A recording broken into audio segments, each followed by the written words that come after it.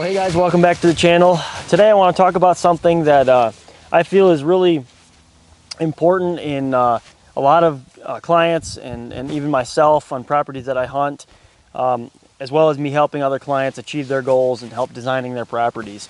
And that is observing your deer herd and what your deer are doing throughout the whole season.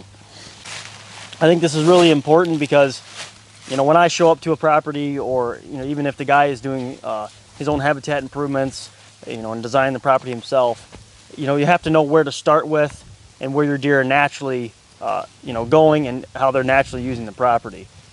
I think one of the number one thing to observe is your doe family groups and how they're using their property, what food sources they're using, and how many different doe family groups you've got living consistently on your property, and then where they're consistently bedding.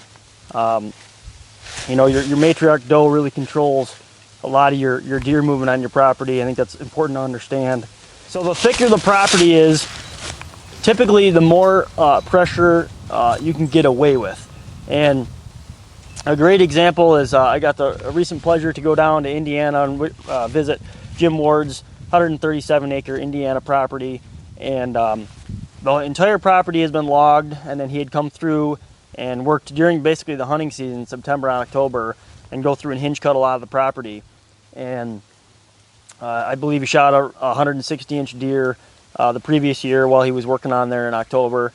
And it was because he had that quality bedding cover, and he had a lot of things compartmentalized on that property.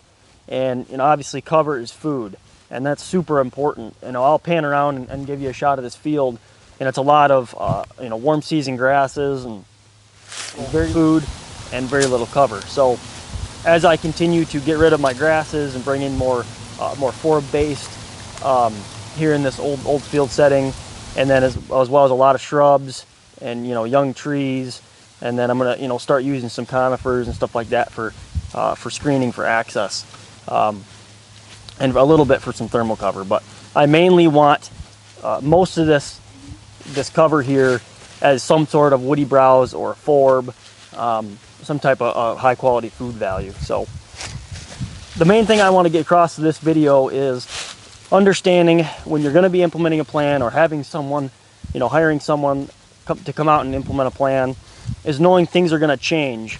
But if you can keep observing and learning as you're hunting your property, this can dramatically speed up the process of ultimately seeing those mature bucks in daylight. So a great example here at our farm up north, we've got 37 acres here, and I'll pan around and give you a little shot from this side. It's mainly just an old ag field, and so I've got very limited quality cover and quality bedding cover. And so that's a big struggle, because the more pressure I put on this, the less I can get away with from as far as mature buck daylight sighting. So I've got to be very careful with how much pressure I put in the property, so I still get those mature bucks in daylight.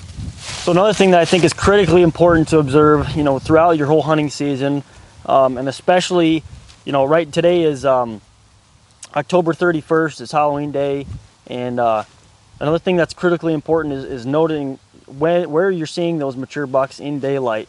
Typically a lot of those mature bucks are starting to daylight right now, hitting scrapes, and taking observations of where those deer are at in daylight, whether on camera, or in person while you're hunting. That can be critically important information and history that you can build on each year to know, where those mature bucks consistently hit at a certain time of the year. And you can start creating that same habitat around different areas of your property. And the more you can do that, and eventually you can have the entire property, that's the whole goal, to have the whole property where a mature buck feels completely safe, moving in the daylight.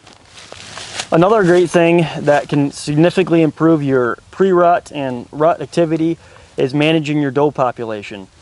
And this can also help with just overall improving your habitat and having a lot more quality deer on the property. If you're really managing your deer population and your buck to doe ratio. I'm here in northern Michigan, and I'm fortunate here in Manistee County. We've got a pretty good buck to doe ratio. I've got some great neighbors that are on board with shooting does, and we typically take 1 to 2 off of our farm every year. depending on what bucks we shoot. But overall, I think we're in really good shape for what I've been seeing over the last 3 to 4 years. But every property is different, every county is different. So really observing, what your buck to doe ratio is, your trail camera, previous trail camera pictures and hunter observations, that can be really beneficial to understanding how many does you need to take off your property to be able to reach your goals, and ultimately have enough quality food to get all your deer, through the winter and not have to really take a dip, especially your bucks right after rut. When you've just got so many does, they're eating all your quality food, and your bucks are just not left with much when they really need to recover.